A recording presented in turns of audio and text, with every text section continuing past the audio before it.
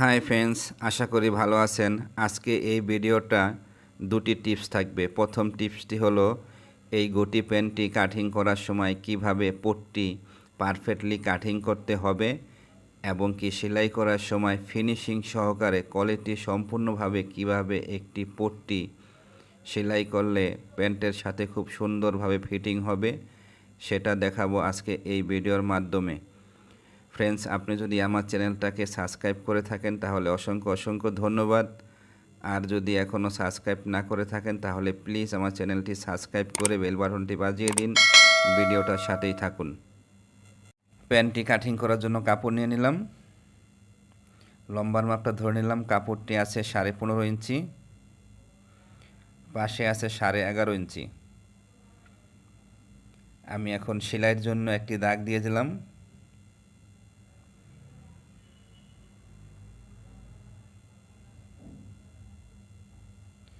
এখানে ধরে নিলাম 13 ইঞ্চি।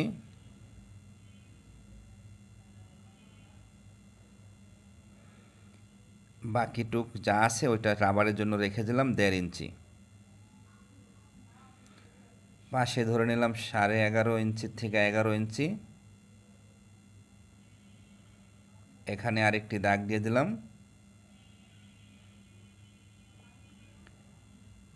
আমার প্যান্টটি দাগ দেওয়া হয়ে গেল। যেভাবে আছে ঠিক এভাবেই রেখে দিলাম। এখন আমি কুচির জন্য একটি কাটমার দিয়ে দিব। পায়ের মুহুরির যে কুচি 4 ইঞ্চি রেখে একটি কাটমার দিয়ে দিলাম। আমার প্যান্টটি কাটিং হয়ে গেল। এখন আমি পট্টি কাটিং করে নিব। পট্টিটা আমি নিয়েছি এখানে পাশেও 5 ইঞ্চি, এদিকেও 5 ইঞ্চি, দুই দিকেই 5 ইঞ্চি স্কোয়ার। সবসময় পট্টি কাটতে হলে স্কোয়ার কাটিং করতে হবে, সমান থাকতে হবে।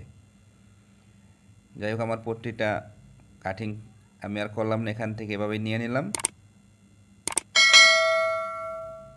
এখন আমি এই যে লাল কাপড়টা দিয়ে প্যান্টটির মুহুরির পাইপিং দেওয়ার জন্য স্কেলটা যতটুকু চওড়া আছে তার থেকে একটু বেশি রেখে আমি দুইটা পায়ের জন্য পাইপিং কেটে নিব। এখন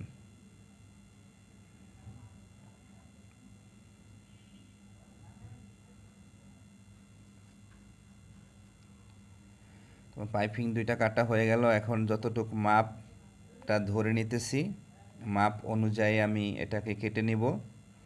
তারপর একটু বাড়তি রেখেছি। আমার প্যান্টটি কাটিং করা হয়ে গেল। এখন আমি সেলাই করে দেখাবো পট্টিটা কিভাবে সুন্দরভাবে ফিটিং করতে হবে সেটা দেখাবো। আমি এখন সেলাই করে দেখাবো। এটা হলো পাইপিং, এটা হলো পট্টি, আর এটা হলো প্যান্ট।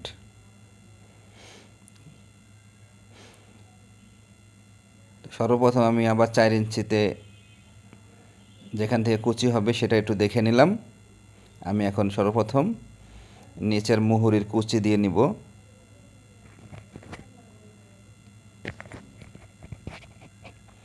কুচিগুলো সুন্দরভাবে দিতে হবে।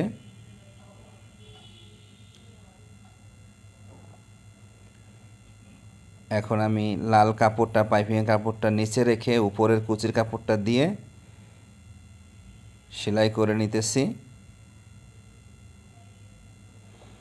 কুচি দেওয়ার সময় যেই সেলাইটা ছিল ঠিক সেই সেলাইয়ের উপর দিয়ে সেলাইটা করতে হবে।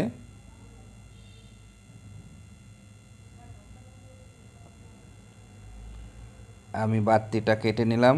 এখন এখান থেকে কুচিটার এখান থেকে বাড়তি কাপড়গুলো কেটে সমান করে নিতেছি।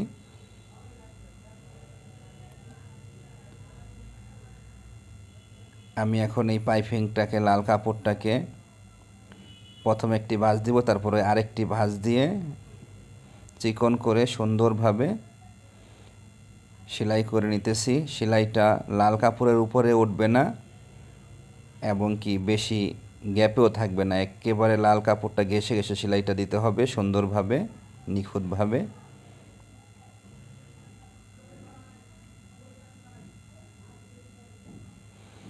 তো ফ্রেন্ডস, ভিডিওটা যদি ভালো লাগে তাহলে অবশ্যই একটি কমেন্ট করে জানাবেন।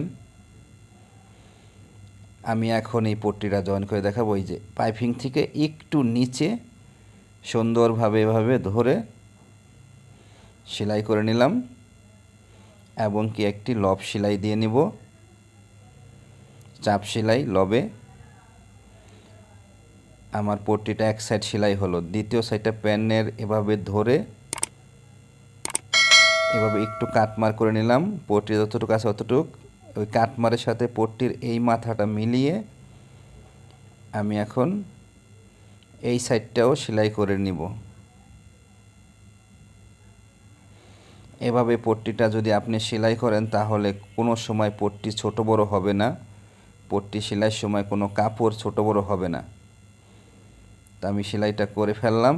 এখন আমি দ্বিতীয় সাইডটাও চাপ সিলি দিয়ে নেব।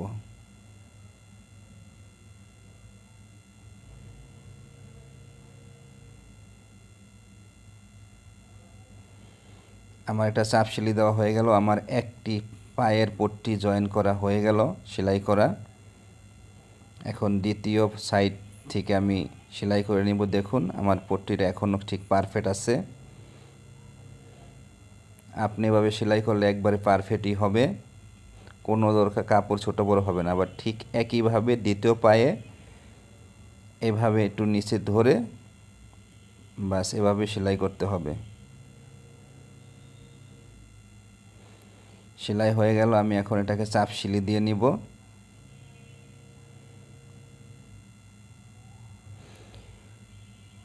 এই প্যান্টের পট্টিটাই হলো মেন কাজ। দ্বিতীয় সাইড সেলাই করে নিতেছি। দেখুন আমার কোনো প্রকারে একটু কাপড় ছোট বড় হয় নাই, কারণ আমার কাটিংটাও ঠিক ছিল এবং কি সেলাইটাও ঠিক করে আমি সেলাই করেছি। এখন চাপ সেলাই দিয়ে নিতেছি। আমার চাপ সেলাইটা দেওয়া হয়ে গেল। দেখুন আমার পট্টিটা কিভাবে সুন্দরভাবে ফিটিং হয়েছে, কোনো প্রকারের কোনো কুচি নাই, কিচ্ছু নাই। জাস্টলি একেবারে খুব সুন্দর ফিনিশিং হয়ে গেছে। এখন রাবারের জন্য আমি এখানে সেলাই করে নিব। আমার রাবারটা চওড়া আছে 1.25 ইঞ্চি। আমি এখানে 1.25 ইঞ্চিতে চওড়া রেখে সেলাই করে নিব।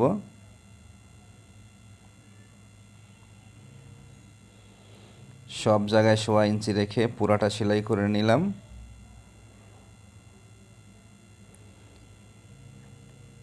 এখন আমি রাবারটা এখান দিয়ে ঢুকাবো সেফটি পিন দিয়ে। রাবারটা নিয়ে নিলাম 10 ইঞ্চি। এটা আমি আর একটু ছোট করব রাবারটা ফিটিং করার পরে। সেফটি পিন দিয়ে আমি এটাকে ভিতর দিকে দিয়ে দিলাম। আমার রাবারটা ঢোকানো হয়ে গেল। এখন আমি এটাকে দুইটা মাথা টেনে একটু বাড়তি রেখে সেলাই করে নিব। রাবারটা আমি মাপের সময় বাড়তি রেখেছিলাম।